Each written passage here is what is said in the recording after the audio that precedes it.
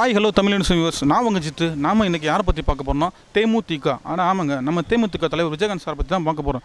இப்போ உள்ள சூழ்நிலை பார்த்தீங்கன்னா அவர் உடல்நிலை சரியில்லாத காரணத்தினால பிரச்சாரம் பண்ண முடியாது. அப்படி பிரச்சாரம் பண்ண முடியாத பட்சத்தில் பார்த்தீங்கன்னா 4 தொகுதி எப்படி அவங்க வென்றெடுக்க போகிறாங்க. ஏற்கனவே மீம்ஸ் கிரியேட்டர்லாம் ஏகப்பட்ட மீம்ஸ் போட்டு அவரோட செல்வாக்கு ஃபுல்லாக குறைச்சிட்டாங்க. அப்படி இருக்கும் பட்சத்தில் இப்போ அவரால் பிரச்சாரம் பண்ண முடியல.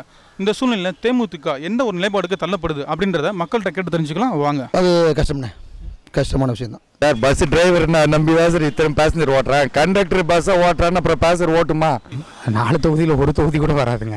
அவ்வளோதாங்க, இதோட கட்சியை க்ளோஸ் பண்ணிட்டு போக வேண்டியதாங்க. அதாவது அரசியல்ங்கிறது ரெண்டு டைப் தான். ஒன்று திமுக ஆதரவு, இன்னொன்று திமுக எதிர்ப்பு. மற்றபடி பெரிய இதில் அவங்க முதலமைச்சராக வர ஒரு மோட்டிவில் இருந்தார். அப்படிப்பட்ட ஒரு மோட்டிவில் இனிமேல் செயல்பட முடியாது. பிரபல எதிர்க்கட்சியாக இருந்தால் நம்ம தேமுதிக இன்றைக்கி சூழ்நிலை பார்த்தீங்கன்னா வெறும் 4 தொகுதியில் தான் போட்டி போடுறாங்க. அப்படி இருக்கும் பட்சத்தில் பார்த்தீங்கன்னா நம்ம தலைவர் பிரச்சாரம் பண்ண முடியாது. சரி, இப்போ பார்த்தீங்கன்னா எப்படி அந்த தொகுதியை அவங்க கைப்படுத்தலாம், என்ன ஒரு வழி இருக்குன்னு நீங்கள் எதிர்பார்க்குறீங்க? இப்போ தேமுகத்தை பொறுத்தளவில் தலைவர் விஜயகாந்துக்கு தான் அங்கே செல்வாக்கு. அவர் போய் பிரச்சாரம் பண்ணி இறங்கி மக்கள் சந்தித்தா மட்டும்தான் மக்கள் நல்ல ஒரு விழிப்புணர்வோடு ஓட்டு போடுவாங்க. அவர் போகாத பட்சத்தில் கேள்விக்குறான விஷயந்தான். அதில் ஜெயிக்கிறதுக்கு கொஞ்சம் யோசனை பண்ணி தான் பார்க்கணும். பார்த்தீங்கன்னா அவங்களும் மைத்துனர் பார்த்தீங்கன்னா சுதீஷ் அப்படி அவங்க இருக்காங்கல்ல, அவங்களும் பிரச்சாரம் பண்ணலாம் பார்த்தா அவங்களும் ஒரு கேண்டிடேட்டாக நிற்கிறாங்க, அவங்களும் ஒரு வேட்பாளர் நிற்கிறாங்க. இப்போ மித்த தொகுதியில் எப்படி என்ன பண்ணலாம், அதுக்கு என்ன ஒரு வழினா நீங்கள் என்ன சொல்லுவீங்க? இல்லை, அவர் சுதீஷுக்குன்றது அவர் செல்வாக்கு இல்லைண்ணே. அவங்க அக்காவும் சரி அவரும் சரி விஜயகாந்தை வச்சு தான் அவங்களுக்கு வாய்ப்பு இருக்குது. அவர் போகாத பட்சத்தில் இவங்களுக்கு மக்கள் அந்தளவுக்கு விருப்பமாக இருக்கின்றது நம்ம யோசிக்க முடியாத விஷயம். ஓகே. இப்போ பார்த்தீங்கன்னா அப்படி சூழ்நிலை 4 தொகுதி தேமுதிக வென்று எடுக்குமா? அது கஷ்டமான விஷயந்தான். அது மக்கள் யோசனை பண்ணி தான் முடிவு எடுக்கணும். ஆனால் எனக்கு தெரிஞ்சு கொஞ்சம் கஷ்டம்தான். இப்படியே போயிட்டு அந்த கட்சியோட நிலைமை என்ன ஆகும்னு எதிர்பார்க்குறீங்க? கேள்விக்குறியான விஷயம். இப்படியே போனால் விஜயகாந்த் இருக்கிறவருக்கு இருந்தால் அதுக்கப்புறம் ரொம்ப கஷ்டண்ணே. இந்த கட்சி அப்புறம் வழி நடத்துறது ரொம்ப சிரமமான விஷயம். ஒரு பையன் வழி நடத்தலாமா? 100% வாய்ப்பு இல்லை. அவருடைய செயல்பாடு ஒரு பேச்செல்லாம் கொஞ்சம் ரொம்ப திமிராக பேசுகிறாரு. அவர் அந்தளவுக்கு பக்குவமாக வரல இன்னும். அதாவது அவங்க கூட்டணியை அவங்களுக்கு தன் பலம் தனக்கு தெரியும்னு சொல்லி விட சொன்னால் கூட்டணி சேர்ந்தாங்க. இப்போதைக்கு அவங்களுடைய கூட்டணி பலத்தையும் நம்புகிறாங்க. ஆனால் அவங்களுடைய வேட்பாளர்கள் 4 தொகுதியிலே ஒருத்தருக்கு கொஞ்சம் செல்வாக்குள்ள தொகுதின்றாங்க. அது வென்று பார்க்கும்போது தான் எலெக்ஷனில் தான் முடிவு தெரியணும். பார்த்தீங்கன்னா இப்படி இருக்க சூழ்நிலை தேமுதிக யார் வழி நடத்தி போனால் கரெக்டாக நினைக்கிறேன்? அவரோட மைத்துனரா இல்லை அவரோட பையனா? அது இப்போ தலைமைங்கிறது அவர் இப்போ வலுவில்லாமல் இருக்கார். உடல்நலம் பலம் இல்லை, நல்ல ஒரு குணம் இது இல்லை. அவங்க துணை புரிகிறதும் இப்போ அவங்களே தலைமை நடத்துகிற மாதிரி தான் கட்சி நடக்குது. அவங்க நடத்துறதுக்கோ இல்லை அவர் மைத்துனர் நடத்துறதுக்கோ இல்லை அவர் பையன் நடத்துறதுக்கோ இவர் விஜயகாந்த் இருந்தால் மக்கள் இருக்கிறது வேறு. அடுத்த நிலைக்கு அடுத்த தலைமை வந்தால் மாறுறது வேறு நிலைமை மாறும். கொடுக்கப்பட்ட 4 தொகுதியுமே வென்றெடுப்பாங்களா அவங்க? 4 தொகுதியில் 2 வந்தாலும் பெரிய விஷயம். கஷ்டம் சார், 4 கஷ்டம்.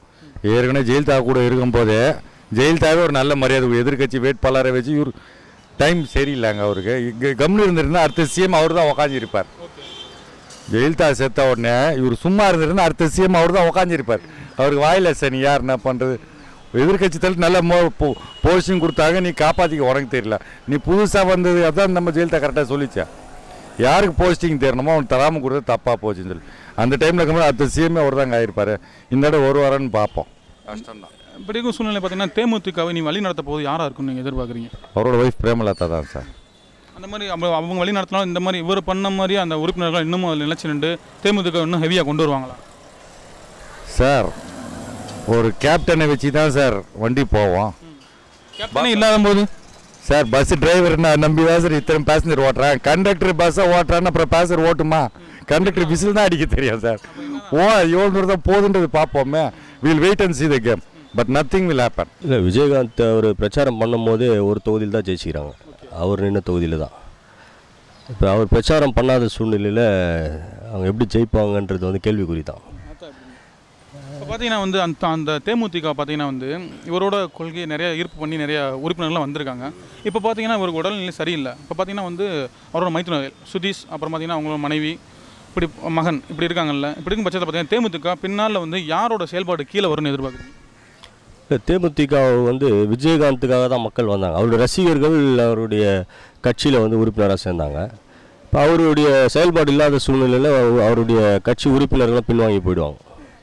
அதான் நடக்குமே தவிர அதுக்கே யாருக்கிட்ட இயங்க வாய்ப்பு. நீங்கள் சொல்கிறத பார்த்தா தேமுதிகவோட பிற்கால நிலைமைனா என்னவா இருக்கும்? இல்லை இற்காலத்தில் இப்பயே அது இயக்கம் வந்து கம்மியாயிடுச்சு இல்லையா. இப்பயே பார்த்தீங்கன்னா கலைச்சிடலாம் சொல்ல முடியாது, இயங்கும். அதாவது இப்போ சில கட்சிகள் இருக்குது இல்லைங்க, இருக்கும், அது களத்தில் இருக்கும், கூட்டணிக்காக அவங்கள வச்சு பயன்படுத்துவாங்க. மற்றபடி பெரிய இதில் அவங்க வந்து முதலமைச்சராக வர ஒரு மோட்டிவில் இருந்தார். அப்படிப்பட்ட ஒரு மோட்டிவில் இனிமேல் செயல்பட முடியாது. பார்த்தா ஒரு பையனை வந்து கட்சியை கொண்டு போனால் நல்ல நிலைமைக்கு வருமா? இல்லை பையன் எல்லாம் வராது, அந்தளவுக்கு வராது. ஏன்னா இந்த வாரிசு அரசியல்ன்றது வந்து அவர் சிறு வயதுலேருந்து அவரும் அந்த இயக்கத்துலேருந்து அதுக்காக போராடினா பரவாயில்ல. இவரும் வந்தது லேட்டு. இப்போ உடனே அவருடைய செயல்பாடு இல்லாத சூழ்நிலையில் பையனை கொண்டு வரும்போது அது ஏற்கனவே பார்த்திங்கன்னா ஒரு சிலர் பிரிஞ்சு போயிட்டாங்க கட்சியிலேருந்து, சந்திரசேகர் அப்படின்னு. அதுபோல் நிறைய பேர் பிரிஞ்சு போகிறதுக்கான வாய்ப்பு நிறைய இருக்குது. அந்த தலைமையை வந்து எல்லாம் ஏற்றுக்க மாட்டாங்க திடீர்னு ஒருத்தர் வரும்போது.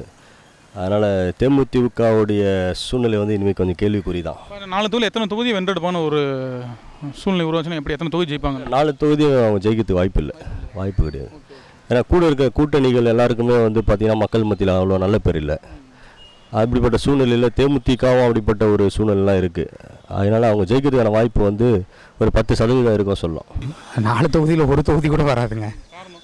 காரணம் என்னென்னு பார்த்தீங்கன்னா, முதல்ல வச்சுருக்கிற கூட்டணி, முதல்ல அவங்க பண்ண கூட்டணி பேரம் அது இதுன்னு சொல்லிட்டு எல்லாமே, அதாவது வந்து அரசியலை வந்து ஒரு வியாபாரமாக வந்து மாற்றிட்டாங்க. அரசியல் வந்து எல்லாத்துலேயுமே வந்து பணம் இது சார்ந்த விஷயங்கள் தான் எல்லாருக்குமே வந்து தெரியும். பணம் கை மாறுது, பெட்டி கை மாறுது, எல்லாம் இது தெரிஞ்ச விஷயம். ஆனால் இது இவ்வளோ பகிரங்கமாக கேவலமாக வந்து பண்ணது வந்து ரொம்ப அவமானமாகி போச்சு.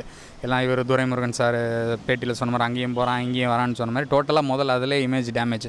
இன்னொன்று விஜயகாந்த் வந்து அவர் வரமாட்டார். இன்னொன்று அவங்க சேர்ந்துருக்கிற கூட்டணி மொத்தத்தில் பார்த்திங்கன்னா வந்து ஒருத்தே கிடையாது. அதாவது முதல்ல விஜயகாந்த் ஏதாவது பிரச்சாரத்துக்கு வந்தாலும் சரி, நீங்கள் வந்தால் வருமானு கேட்குறீங்க, வந்தாலும் கன்ஃபார்மாக வராது. இதுதான் இருக்கும் பட்சத்தில் பார்த்தீங்கன்னா தேமுதிக அடுத்து வழி நடத்த போதுன்னா யார் நடத்துவாங்கன்னு நினைக்கிறீங்க? அவ்வளோதாங்க, இதோட கட்சியை க்ளோஸ் பண்ணிட்டு போக வேண்டியதாங்க. என்னடா எதாவது இதுக்காக சொல்கிறேன் நினைக்காங்க. எனக்கு வந்து நான் எல்லா கட்சியிலும் எனக்கு நண்பர்கள் இருக்காங்க.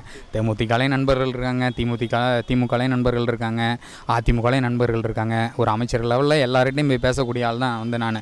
பார்க்குறதுக்கு சாதாரணமாக இருக்கலாம், ஆனால் வந்து எல்லார்கிட்டையும் ஒரு நட்போடு இருக்கக்கூடிய ஆள் தான். ஆனால் இன்றைக்கி இருக்கிற நிலைமைக்கு தேமுதிகவை யாரும் வழி நடத்தவே முடியாது. அவ்வளோ இடத்துல வேறு எந்த கட்சி வரும்னு எதிர்பார்க்குறீங்க? எதுக்குங்க வரணும்? அவன் வர நேரத்தில் எவனா வந்துட்டு போகிறான். ஆனால் வந்து தேமுதிக வந்து இந்த தேர்தலோடு வந்து அவங்களோட கதை வந்து முடிஞ்சு போச்சு, அவ்வளோதான்.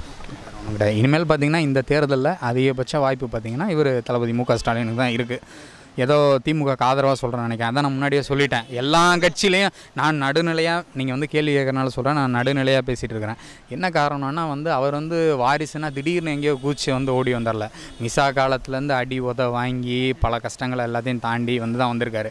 இவங்க ஏடிஎம்கே பார்க்கும்போது பார்த்திங்கன்னா எடப்பாடி பழனிசாமிலாம் வந்து இன்றைக்கி வந்தவங்க, அவங்களுக்கு வந்து மக்கள் மத்தியில் அந்தளவுக்கு வந்து கிரேஸ் கிடையாது. இப்போவே பார்த்திங்கன்னா மீம்ஸ் எல்லாம் போட்டு தள்ளிட்டு இருக்காங்க. இன்றைக்கி கூட பாலிமர் சேனல் அதெல்லாம் காட்டுறாங்க. க்ரௌடு வந்து அந்தளவுக்கு இல்லை. ஆனால் இவங்க போகிற இடம்லாம் இவங்கள வந்து இன்றைக்கி நேற்று வந்து வரல. இன்னொன்று ஏடிஎம்கேட ஓட்டு வந்து ஸ்ப்ளிட் ஆகுது பயங்கரமாக. இப்போ தினகரன் வந்து ஏடிஎம்கேட ஓட்டை தான் ஸ்ப்ளிட் பண்ணுவார். அதுபோக கமல். அதாவது அரசியலுங்கிறதே 2 டைப் தான். ஒன்று திமுக ஆதரவு, இன்னொன்று வந்து திமுக எதிர்ப்பு. இதுதான் வந்து தமிழ்நாட்டோட அரசியல் அந்த காலத்தில் நடந்துகிட்ருக்கு.